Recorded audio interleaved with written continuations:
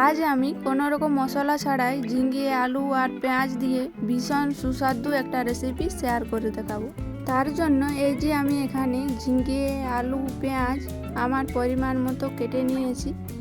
এরপর কড়াইতে পরিমাণ মতো সরষের তেল গরম করে দিয়ে দিচ্ছি কেটে রাখা আলুগুলো।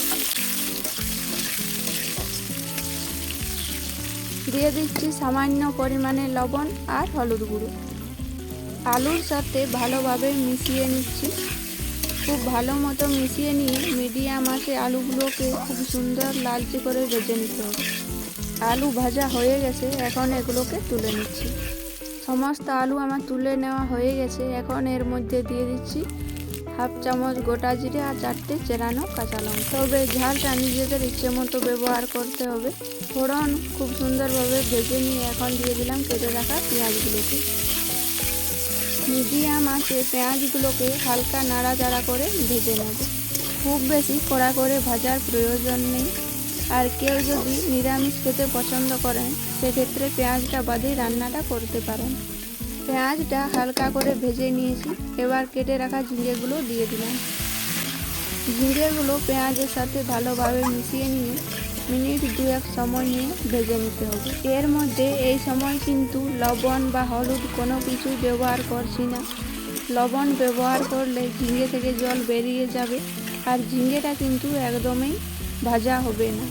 মিনিট 2-1 সময় নিয়ে আমি ঝিঙে ভেজে নিয়েছি। এখন এর মধ্যে দিয়ে দিচ্ছি ভেজে রাখা আলুগুলোকে আর দিয়ে দিলাম স্বাদ মতো লবণ আর সামান্য পরিমাণে হলুদ গুঁড়ো। আপনারা চাইলে এখানে অল্প জিরে গুঁড়োও দিতে পারেন, তবে আমি আর এখানে কোনো রকম মশলা ব্যবহার করছি না। লবণ হলুদ খুব ভালো মতো নেড়ে চেড়ে মিশিয়ে নিচ্ছি।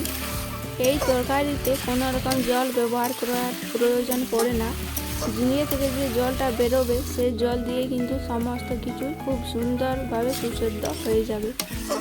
মিনিট 4 মতো আমি হালকা আঁচে ঢাকা দিয়ে রান্না করে নিয়েছি।